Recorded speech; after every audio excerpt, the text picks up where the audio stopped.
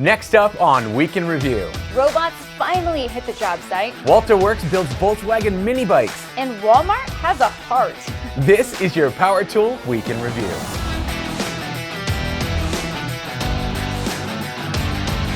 Hey guys, welcome back. I'm Rob and we are home. And I'm Sarah, and it's true. We have traveled to 6 events in the last 7 weeks, and last night we arrived back at our studio after experiencing the HART unveiling in Brooklyn, New York, which was great, but we're done. What we're trying to say is if any more manufacturers want to announce or reveal anything new before like World of Concrete maybe, we'd like to officially invite them to eat a big old bowl. What Rob is trying to say is, well, maybe save the new tools till after the holidays. That is definitely not what I was going to say. All right, let's move on to some less threatening things, and we'll find out what happened this week in the world of power tools. Now, nobody likes snow, and if you think you do, you're wrong. So we were put on edge this week by a review posted by Mark Thomas on Instagram, where he not only wishes for more snow, but asked the community to back him up. Madness! Yes, it is. But I can understand why. Mark recently acquired a shiny new Cub Cadet 2X 30-inch 357cc EFI snowblower, and the poor guy just wants to use it.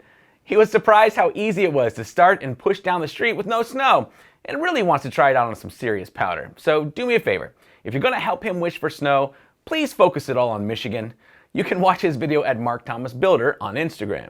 Next, we'll ignore our inner safety manager and head back into the tool review zone, where Clint decided to look for the best power tool beginner's kit despite his inability to pronounce Ryobi. He admits that these tools are not designed for the rigors of daily life on the job site, but still insists on putting them through the tests. Specifically... And we're going to choppy through some treated 6x6 with... How can you not watch that?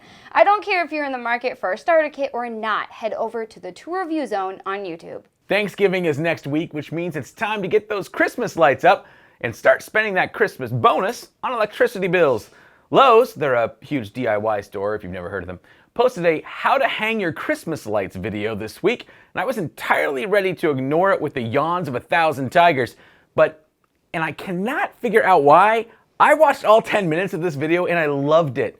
I wanted to hate this lady for being so happy about doing something so painful as hanging lights, but she sincerely made it look fun, offered tips that are genuinely useful, and made me go buy lights. Screw you, Lowe's! Also, thank you. You can find their excellent guide to outdoor Christmas merriment at Lowe's Home Improvement on YouTube. As we mentioned at the beginning of the show, Rob and I were just in Brooklyn, New York this week for the unveiling of the all-new line of tools and a battery platform from HART that will exclusively be available in Walmart. Have you been in the tool department of Walmart recently? Actually, I don't think there is one. There actually is, and ours looks like this. Now, it's hard to see, but there's a skill-corded recip in there that still says Robert Bosch on the bottom. TTI, the company you know for their tool brands such as Ryobi, Rigid, and that red one. Milwaukee. Right. Well, they're the ones behind this new line of HART Tools, which includes your woodworking basics, a ton of accessories, a full line of outdoor power equipment, and even some very decent hand tools for your garage. Now, I'll be honest, I was not expecting much from this trip, but Rob and I were both pleasantly surprised to see that TTI sent some of their big guns and not just drop in a bunch of rebadged products. Didn't assume Walmart customers would buy them. But instead, they were genuinely excited about not only building a proper tool section in Walmart, but using that relationship to see what else they could do with a battery platform in a store that sells everything. Now, be sure to watch our channel this coming week because we're going to give you an in-depth look of the event and the new HART coming to Walmart. And finally, a couple weeks ago, we were the guest of Diablo at STAFTA 2019 and pulled aside their president, Russell Cole, to ask him about something that makes Diablo truly unique in the blade making space. Let's take a look.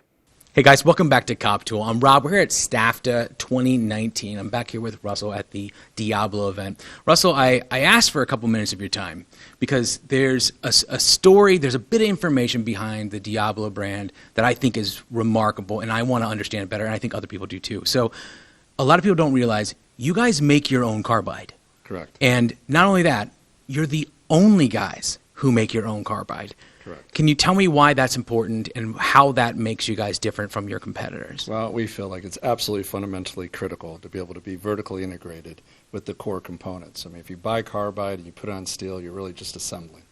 3 major benefits for carbide. You have cost, you have accuracy, and you have application.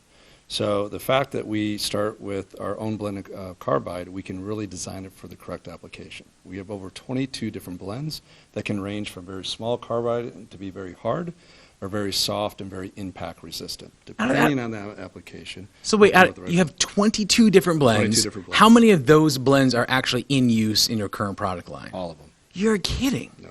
That's unbelievable. Okay, so sorry, keep going.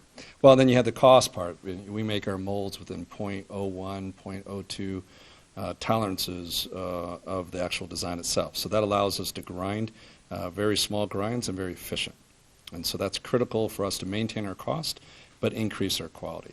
And if you don't make your own carbide, you don't know what you're going to get. So for us, it's critical to maintain the consistency in our performance. I love that idea about the application, about you guys working on carbide, which, again, the 22 different blends. Carbide is not a black and white thing. And to know that you guys are specifically working in your research for this application as opposed to something that's designed to be widely used by a bunch of people, I think it's just absolutely amazing. It's one of my favorite things about Diablo. I've used your blades for many, many years. So thank you for sharing that. I really, really appreciate it. You're welcome. Awesome. Thanks, Rob. All right, guys, it's time again for some actual work with Rob Robillard. Hey, Rob. Hey guys, how you doing? Good.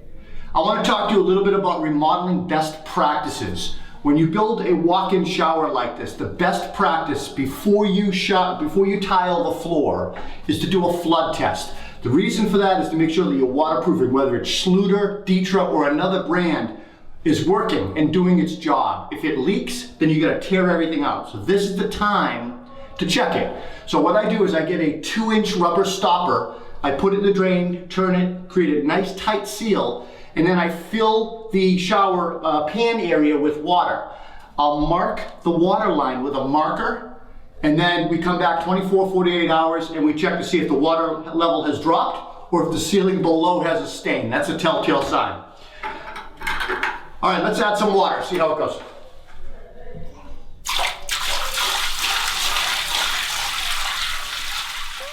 That doesn't leak. Thanks, Rob. Our buddy Ethan Abramson from the Build with Ethan joined an amazing group of makers at a Festool and Rubio Monocoat charity event where they worked together to build a bench and side table to auction off for charity. Fortunately for us, Ethan filmed it. What is going on, everybody? We just finished up a build at the Festool Rubio Monocoat charity event. We're doing a charity event where we're auctioning off this piece and that one as well for tree folks. They plant trees all over this area. It's a great charity. Definitely check out these benches. Definitely check out the charity.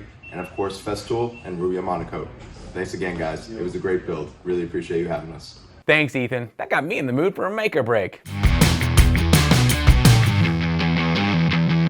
Wilkerson is continuing her never-ending mission to solve everyday problems with a creative, made-from-scratch solution. This week, she built a dog food dispenser that carefully ejects the exact amount of food needed for every serving without you having to think about it. It's a beautiful handmade piece of art that is also very functional. If you have a dog, you need to make one of these. You can find her video at April Wilkerson on YouTube. I've always been a huge fan of huge vehicles. I like driving trucks and big SUVs with no intention of driving compact anything. Well, that wasn't until I found these little Volkswagen Minibikes. Seriously, these things are so cool. Brent from Walterworks has been perfecting the Volkspod for the last couple of months, and his latest version has me convinced. Look how fun these are. I think I need 3 of them. You can check them out for yourself at Walterworks on Instagram. Are you sick of your kids saying that they're bored and they have nothing to do? Me too! Wait, can your kid even talk yet? You need to take a chapter out of the Matthias Parenting Guide for Geniuses and make your kid a plastic bottle cap shooter like this. Mr. Wendell goes into great detail how he made the original shooter and all of the updates to make it even better. You can find it at Matthias Wendell on YouTube. I wonder what else you could shoot out of one of those. How about marshmallows? Or bolts. Bolts! What is wrong with you? That's it for this week's Maker Break. If your favorite maker posts something that you want to have us feature on the show, please send it to me at projects@coptool.com. It's time again for industry news, courtesy of Construction Junkie. First up, the robot overlords at Boston Dynamics recently started selling Spot, their robot dog, and Hollow Builder is one of the first to equip him with a 360-degree camera for automated job site visual documentation. Their new software called Spot Walk allows their customers to either manually drive the dog with their mobile phone or plan a path and let the dog take care of business on its own. November 19th, 2019, the day the robots began managing us. It's currently doing its doggy thing at their $1.2 billion San Francisco airport project. I think he's cute. Oh, he is, and don't get me wrong, I want one. I don't care if all he does is walk around our studio and judges us for not working hard enough. I want him. A couple weeks ago, I experienced my very first groundbreak event with Shane from Construction Junkie, where we interviewed a ton of construction software and hardware companies to find out what advancements are coming to the world of construction. And we found quite a bit. This week, Shane posted articles and videos covering several of those interviews, including eBacon, a payroll compliance company, and Riskcast, who offers a better platform for documentation on the job site.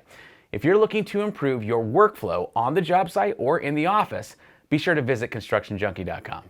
Before we leave for the weekend, let's stop by Instagram for some of our favorite posts from this week.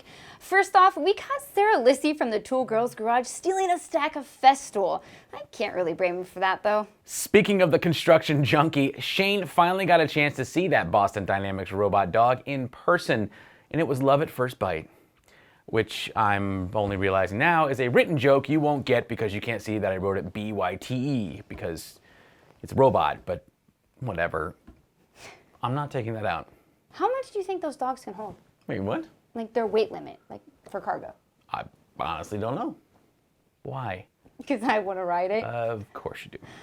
Poor Jimbo. He spilled his nuts, but he used his handy Sonic's magnet tray to clean it up. I've got one of those too.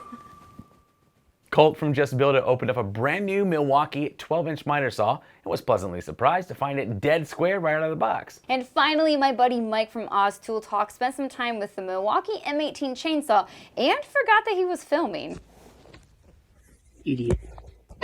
That's going to do it for us this week, guys. We want to congratulate Major Catalyst for winning our Milwaukee showcase from last week. He's going to get a heated jacket. That's awesome. Super Congrats. pumped about that, yeah. Make sure you guys stick around and are subscribed because next week we have a Metabo showcase that we're super, super excited about, so you don't want to miss that. That'll be very cool. Oh, and also, just something to talk about this weekend. We're still talking constantly about this HART event we went to earlier this week. Yeah. Sarah mentioned earlier in the show, and she wasn't lying, our expectations were not super high. We didn't know, I mean, these are going to be tools for Walmart, so we just didn't know what to expect, but we were surprised. We met a lot of people that we recognize from the past, working for other TTI brands. They came out, they were serious. They had a lot of neat tools. They had the 20 volt and a 40 volt platform, tons of outdoor power equipment. My favorite thing, though, was Brian, their VP of Product Development. Yeah. He talked with us for a while, and what he was most excited about was the fact that they're going to be building this battery platform that's going to be in a store that sells everything. I mean, and what he means by that is, like, if you walk around Walmart, what do you suppose you could find in your daily life that you have at home that would be better with battery power? And that got me kind of excited about it. Right. So I'm kind of pumped. There's a ton of projects that I would do around the house that I don't need to have power tool every single day. So having a HART tool, it would last me forever. Yeah, right, because they're very, very affordable. But again, like, when we picked them up, they felt like, you know, they're in the same class with Ryobi and Craftsman and what is Cobalt, those kind of things. And, I mean, it felt really solid. They worked really well. We were really hard on them when we tested them. I thought they were great. But anyway, so in the comment below, I want you guys to tell us, do you care about HART? Do you want to see the tools? Are you going to check them out at Walmart? Do you think they're just a waste of your time? Or are you like us and you're anxious to see what else they stick those batteries on? But either way, let us know in the comments below. Thank you, Ohio Power Tool and Milwaukee, for sponsoring the show this week. Guys, don't forget to like and subscribe so you don't miss a thing. We'll see you next week.